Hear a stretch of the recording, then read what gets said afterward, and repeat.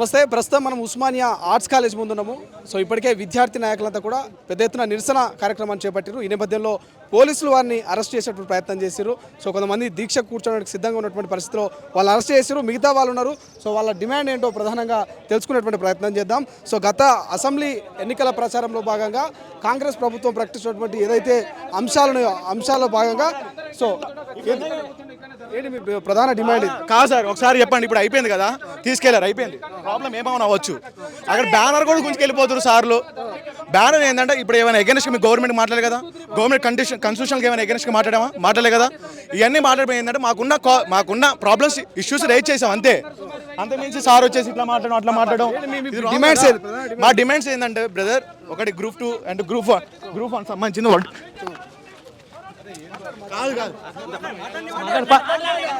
కాదు మా డిమాండ్ చెప్తాను.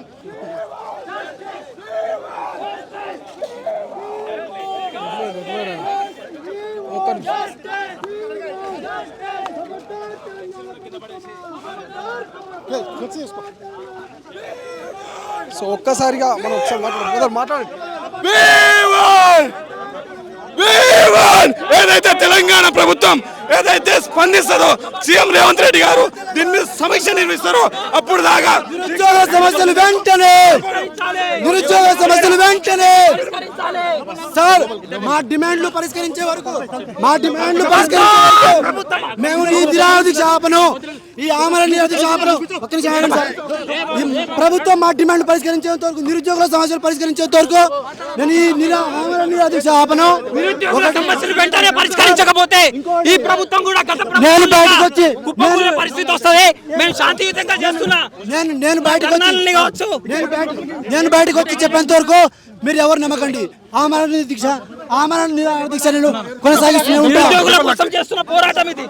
మీరు అణచివేసేది కాదు. అందరూ నిరుద్యోగులారా గుర్తించుకోండి.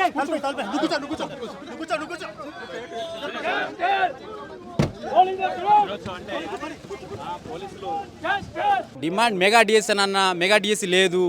మెగా డిఎస్లో 25,000 పోస్టులు అన్నాడు, మెయిన్ పోస్టులో పెట్టలేడు. మా అంటే 5,000 6,000 కలిపేసి 11,000 చేశాడు అంతే.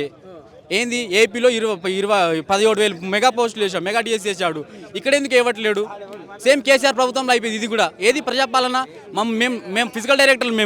మేము మొత్తం తెలంగాణలో మొత్తం 1,00,000 మంది ఉన్నాం. మేము ఓన్లీ 184 పోస్టులు చూపించాడు. డిస్టిక్ 1-2 వేసాడు.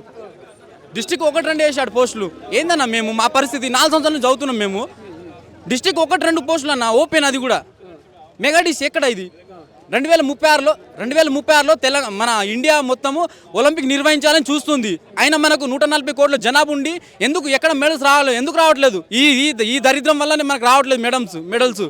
ఫిజికల్ డైరెక్టర్ లేడు. హై స్కూల్లో మెడల్స్ ఉండాలి. మన హై స్కూల్లో ఫిజికల్ డైరెక్టర్ ఉండాలి కంపల్సరీ. ప్రతి హై స్కూల్లో ఓన్లీ 184 పోస్టులు వేశారు. ఏందన్నా ఏంది మా బాధ? 4 సంవత్సరాల నుంచి చదువుతున్నాం. ఇది మొత్తం మీద. సో తెలంగాణ రాష్ట్రంలో ఇప్పటికే ఏదైతే గ్రూప్ 1కి సంబంధించి, గ్రూప్ 2కి సంబంధించి, గ్రూప్ 3 అండ్ మెగా డిఎస్సికి సంబంధించి రాష్ట్ర ప్రభుత్వము నోటిఫికేషన్లు జారీ చేసింది. ఈ నేపథ్యంలో కొంతమంది విద్యార్థులు అయితే కొంత వ్యతిరేకిస్తున్నారు. సో గతంలో మీరు చెప్పినట్టుగా నోటిఫికేషన్లో ఇచ్చినట్టుగా కొంత పోస్టు పెంచాలి, మెగా డిఎస్సిని వేయాలి. సో ఇది మా ప్రధాన డిమాండ్ అంటూ కూడా ఉస్మానియా యూనివర్సిటీ ముందు కొంత నిరసన వ్యక్తం చేసే ప్రయత్నం చేస్తారు. ఈ నేపథ్యంలో పోలీసులు అయితే వాళ్ళని అరెస్ట్ చేసి పోలీస్ స్టేషన్కి తీసుకెళ్లేటువంటి ప్రయత్నం చేస్తారు. సో మనం చూసినాం నిన్న మొన్న బీజేవైఎం కూడా ప్రధాన డిమాండ్ అదే, అండ్ ఇతర విద్యార్థి నాయకుల ప్రధాన డిమాండ్ అదే. సో గతంలో మీరు అసెంబ్లీ ఎన్నికల్లో భాగంగా ప్రచారంలో ఇచ్చినటువంటి హామీలను మీరు నెరవేర్చాలంటూ శాంతియుతంగా నిరసన వ్యక్తం చేస్తూ ఉంటే ఇవాళ పోలీసులంతా మమ్మల్ని అన్యాయంగా తీసుకెళ్లి ఇలా స్టేషన్లో పెడుతున్నట్టు కూడా విద్యార్థి నాయకులు వాపోతున్నటువంటి పరిస్థితి. సో చూద్దాం ఏం జరగబోతుంది, ఇష్యూ ఎక్కడ దాకా వెళ్తుందనేది. కెమెరా పర్సన్ అజయ్తో శ్రీశైలం, తొలి వెలుగు, ఓయూ. అసలైన తొలి వెలుగు. ఫాలో వాట్సాప్ @తొలి వెలుగు అఫీషియల్.